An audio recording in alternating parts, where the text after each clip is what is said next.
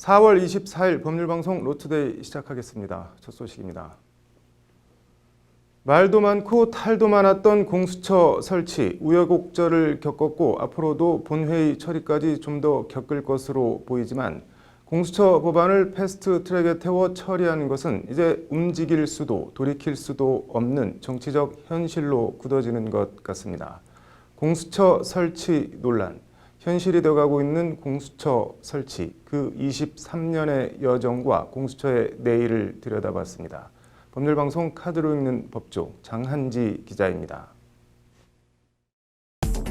23년 전인 1996년 11월 참여연대가 국회의원 151명과 시민 2만 3천 명의 서명을 받아 공수처 법안을 입법 청원합니다. 고위공직자의 비리나 범죄를 제대로 수사해서 부정부패가 없는 사회를 만들겠다. 대한민국의 공수처라는 이름을 처음 알린 시작, 그리고 23년 지난한 여정의 시작이기도 합니다. 한 달 뒤인 1996년 12월 15대 국회, 공수처 신설 내용이 담긴 부패 방지 법안이 발의되지만 법안은 회기를 넘기면서 폐기 처리됩니다. 공수처 설치 법안, 폐기 처리 잔혹사의 시작입니다. 16대, 17대, 18대, 19대, 회기가 바뀔 때마다 어김없이 공수처 법안은 발의되고 또 어김없이 회기 종료로 폐기됩니다. 그리고 2017년 5월 저서 운명에서 노무현 청와대 민정수석으로 가장 아쉬움이 남는 일로 공수처 설치 불발을 꼽은 공수처 설치를 대선 공약으로 내건 문재인 후보가 대통령에 당선됩니다. 그리고 문재인 대통령의 취임 일성은 약속을 지키는 솔직한 대통령이 되겠다였습니다. 2018년 4월 새로 시작하는 20대 국회에 공수처 설치 법안 등을 논의할 사개특위가 꾸려집니다. 11개월의 험난한 여정, 그리고 2019년 4월 22일 자유한국당을 제외한 여야 4당이 마침내 공수처 법안 등을 패스트트랙으로 처리하는 데 합의합니다. 1996년 공수처 설치 참여연대 입법청원 이후 무려 23년 만, 공수처 설치 법안은 그렇게 패스트트랙에 올라타는 순간을 목전에 두고 있습니다. 신설되는 공수처는 대통령을 위시해 각 부처 장차관, 군 장성, 국가정보원 고위간부, 국회의원, 판검사 등 고위공직자들을 수사 대상으로 하고 있습니다. 독자적인 수사권과 영장 청구권을 갖고 검찰 불기소 처분에 대한 재정 신청 권한과 함께 판사와 검사, 경무관 이상 경찰에 대해선 별도의 독자적인 기소권도 받았습니다. 무소불위 검찰을 만든 검찰 기소 독점권이 마침내 깨지는 겁니다. 홍영표 더불어민주당 원내대표는 결론적으로 공수처가 일할 수 있는 권한은 충분히 확보했다고 여야 합의안에 의미를 부여했습니다. 나경원 자유한국당 원내대표는 공수처 패스트트랙은 의회 민주주의 사망선고다. 청와대가 공수처라는 게슈타포로 좌파 장기 집권 플랜을 시작했다며 결사항전 의지를 다지고 있습니다. 조국 청와대 민정수석은 패스트트랙은 2012년 박근혜 당시 새누리당 비상대책위원장의 제안에 따라 만들어진 제도다. 합법적 입법 시도를 좌파 독재, 좌파 반란, 입법 쿠데타 등 비방하는 것은 내가 아둔하여 이해하기 힘들다고 서울대 법대 동기 나경원 원내대표를 향해 냉소를 보냈습니다. 패스트트랙이 절차대로 진행되면 최장 330일, 늦어도 2020년 3월이면 공수처 설치 법안은 국회 본회의를 통과하게 됩니다. 2020년 공수처 원년, 그날이 마침내 올까요? 법률방송 카드로 읽는 법조 장한지입니다. 네, 앞서 전해드린 공수처 법안과 함께 검경 수사권 조정 법안도 사개특위 패스트트랙에 태우기로 했습니다. 이호영 변호사의 뉴스와 법입니다. 변호사님, 이 검경 수사권 조정 관련해서 일단 여야 4당 합의 내용부터 좀 짚어볼까요? 네, 그 자유한국당을 이제 네. 제외한 네. 그 여야 4당 원내 지도부가 이제 22일에 네. 합의한 그 패스트트랙 법안에는 네. 이제 검경 수사권 법안이 포함이 되어 있는데요. 네. 그 내용에는 보면은 이제 먼저 그 한 3가지 정도 있습니다. 네. 그래서 검사의 직접 수사 범위를 줄이고요. 네. 그 다음에 검사의 그 수사 지휘권, 지금 경찰에 대해서 수사 네. 지휘를 하고 있는데 그 수사 지휘권도 조금 줄이고, 그리고 나아가서 검사가 작성한 그 피의자 신문 조서의 네. 증거 능력을 또 제한하겠다. 이렇게 크게 좀 세 가지 내용이 나오고 있습니다. 네. 이게 뭐 증거 능력이라고 했는데 이게 어떻게 돼 있나요, 지금?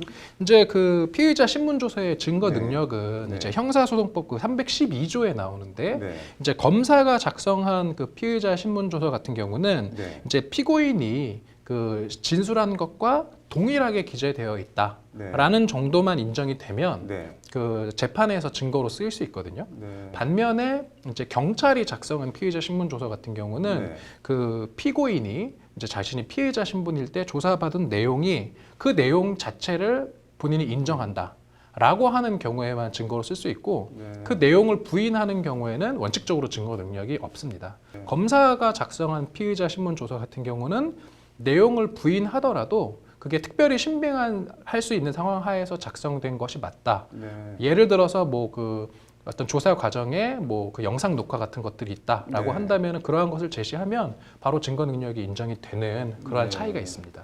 그런데 뭐 검찰 작성 피의자 신문조서 증거 능력 이걸 제한해야 된다는 얘기는 왜 나오는 건가요?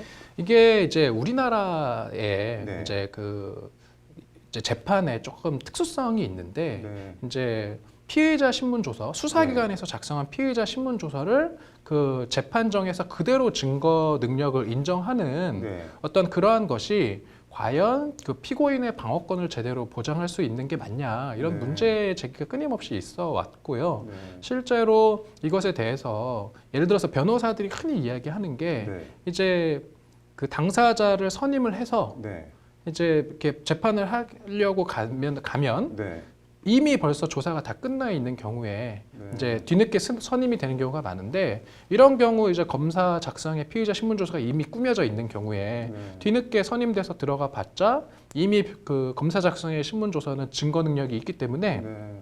이것을 법정에 가서 그 내용을 부인하면 네. 오히려 더 안 좋은 시그널로 예를 들어서 네. 말을 바꾼다든지 이렇게 받아들여져서 사건에서 더 안 좋은 그런 결과가 나오는 경우가 많아서요. 네. 좀 결국은 공판 중심주의라는 그런 어떤 원칙에 좀 반하는 것이 아니냐 네. 이런 문제 의식이 좀 계속 있었던 것이 사실입니다. 네. 이게 뭐 이른바 강압 수사나 별건 수사 이런 걸로도 뭐 이용이 되고 그러지는 않나요, 혹시?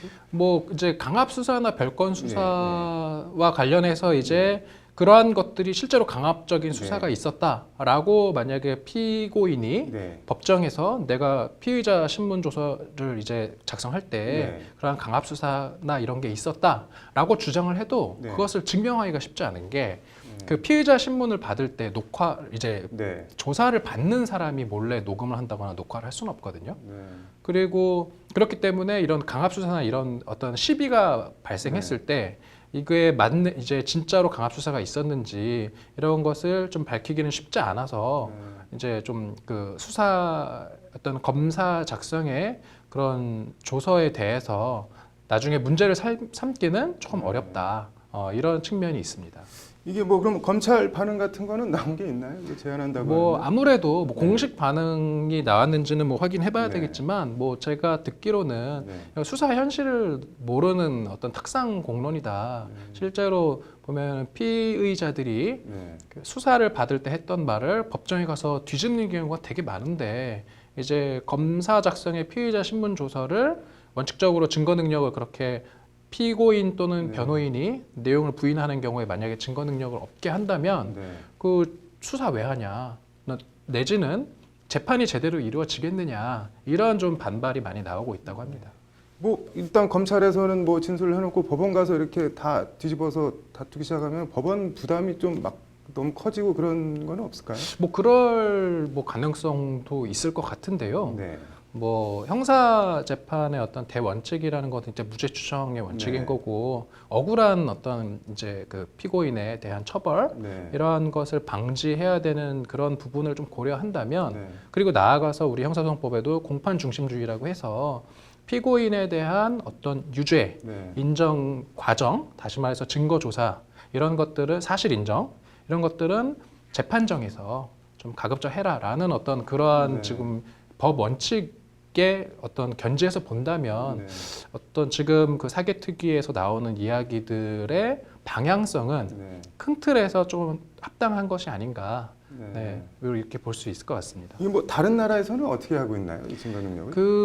뭐 오히려 네. 미국이나 뭐 이런 나라들에서는 네. 원칙적으로 이렇게 이제 수사기관에서 네. 작성한 그런 조서를 바로 증거로 채택을 하지는 않습니다. 오히려 원칙적으로 수사기관에서 이제 피의자를 조사할 때 그냥 다 영상 녹화를 하고요. 네. 그런 것을 이제 나중에 법정에서 이러한 부분이 좀 문제가 되면 그것을 법정에서 이제 청취를 해본다든지 이렇게 네. 하고 대개의 경우는 법정에서 직접 판사가 보는 앞에서 피고인을 신문을 해서 피고인의 어떤 진술의 신빙성을 직접 그 재판 과정에서 판단을 하는 것이 오히려 더 많다. 네. 이렇게 우리나라처럼 그 피의자 신문 조서를 바로 증거로 이렇게 채택을 하는 게 오히려 더 이례적이다. 이러한 좀 학계나 그런 지적이 좀 있기도 합니다. 뭐 개인적으로는 변호사로서 이거 뭐 증거 능력 제한 어떻게 보시나요? 뭐 저는 뭐 아까도 조금 말씀드리긴 했지만 공판 중심주의라는 어떤 측면에서 이런 지금 국회에서 나오고 있는 논의가 큰 틀에서는 조금 합리적인 것 아닌가. 네. 물론 재판을 하는 판사나 그다음에 수사를 하는 검사의 입장에서는 네. 이렇게 된다고 하면은 조금 더 어려운 점은 많이 있겠지만 네. 반면에 실체적인 진실 발견이라는 측면, 네. 그다음에 피고인의 방어권 보장이라는 측면에서는 네. 국회에서 나오는 이런 논의가 조금은 그래도 어떤 재판을 보다 실질적으로 공정하게 진행하는 데 있어서 충실한 어떤 그런 재판이 이루어지는 그런 여건이 만약에 마련될 수 있다면 좀 바람직하지 않을까. 저는 개인적으로 그렇게 생각합니다. 뭐 방향이 맞다면은 뭐 세부 사안들을 좀 잘 조정을 해서 잘 운영이 됐으면 좋겠네요. 오늘 잘 들었습니다.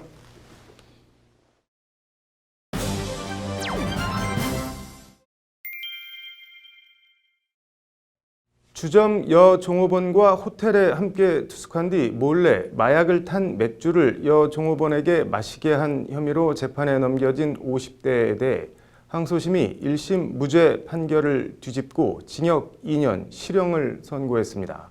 판결이 어떻게 뒤집어진 걸까요? 판결로 보는 세상입니다.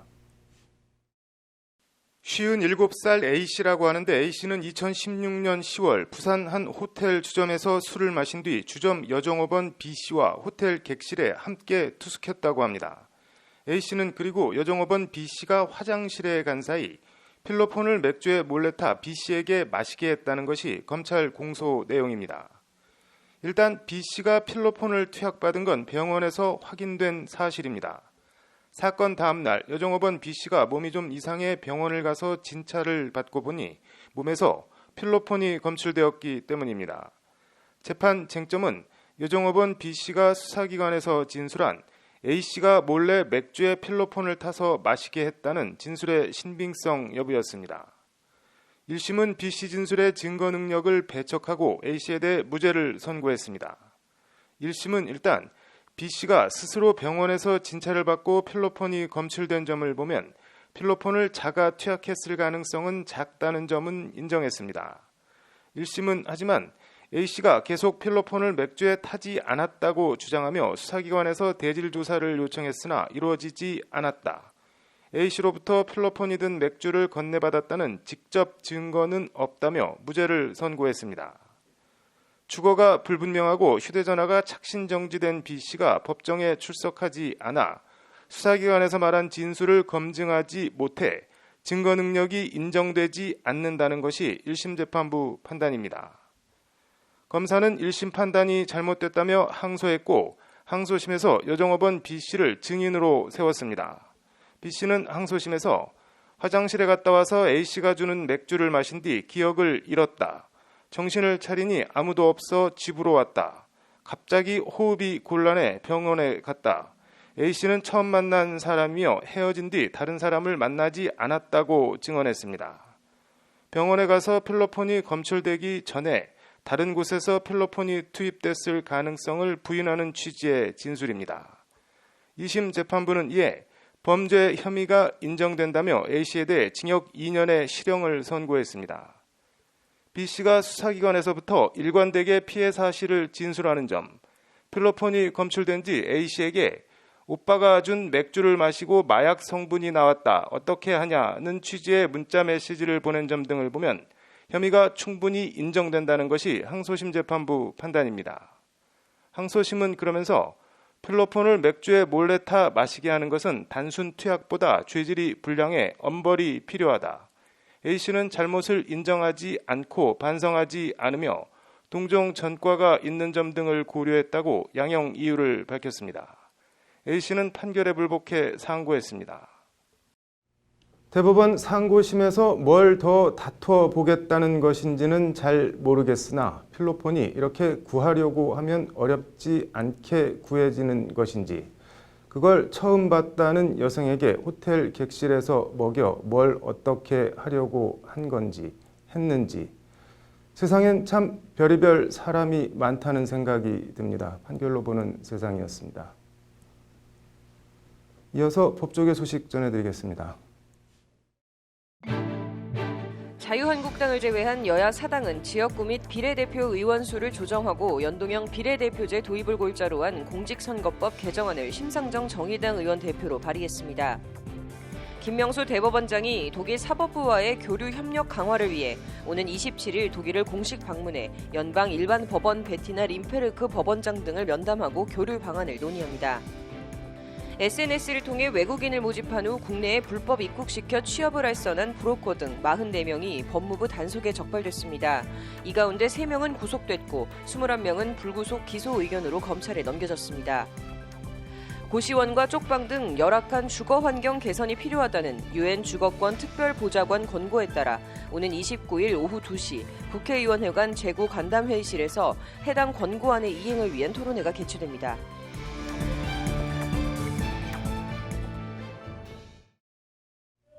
(4월 24일) 법률방송 로투데이 마치겠습니다. 시청해주셔서 감사합니다.